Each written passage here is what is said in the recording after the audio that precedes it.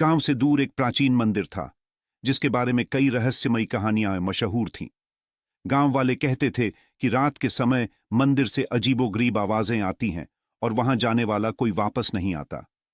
एक दिन एक युवा यात्री नरेन इस गांव में पहुंचा। उसने गांव वालों से मंदिर के बारे में सुना और उसे वहां जाने की उत्सुकता हुई। गांव वालों ने उसे मना किया, परंतु नरेन ने ठान लिया कि वह मंदिर जाकर रहस्य को जानकर रहेगा।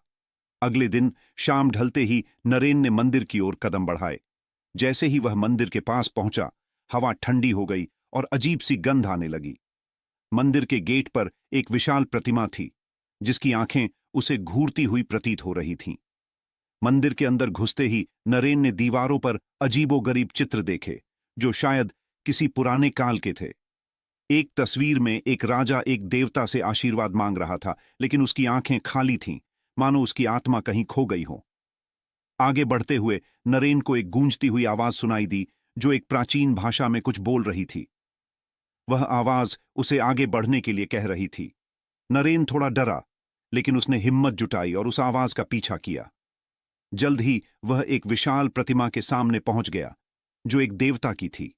उसके चारों ओर कई पुराने पात्र और टूटी हुई मूर्तियां पड़ी हुई थीं। जैसे ही नरेन ने प्रतिमा के चरणों में सिर झुकाया, उसे अपनी पीठ पर किसी का हाथ महसूस हुआ। चौंक कर उसने पीछे देखा, पर वहां कोई नहीं था। उसे ऐसा लगा कि प्रतिमा की आंखों में रोशनी चमक रही है और वह उसे चेतावनी दे रही है। अचानक उसके सामने वही प्रतिमा का चेहरा जीवंत हो गया और उसने उसे मंदिर छोड़ने के लिए कहा। लेकिन नरेन ने प्रतिमा की चेतावनी को नजरअंदाज कर दिया और प्रतिमा के बगल में रखे एक पुराने ताबूत को खोलने की कोशिश की। ताबूत के भीतर उसे एक चमकता हुआ खंजर मिला जिस पर प्राचीन लिपि में कुछ लिखा था। जैसे ही नरेन ने खंजर को छुआ, एक जोरदार बिजली की चमक आई और वह बेहोश हो गया।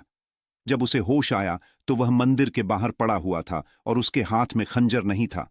उसे महसूस हुआ कि वह कोई श्राप लेकर लौटा है।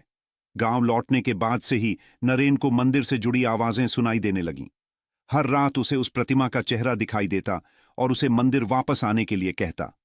नरेन अब जान चुका था कि उसने मंदिर का रहस्य खोलकर एक बड़ी भूल की है। अंततः वह रातें बिताने में असमर्थ हो गया और उसे एहसास हुआ कि वह अब उस श्राप से मुक्त नहीं हो सकता।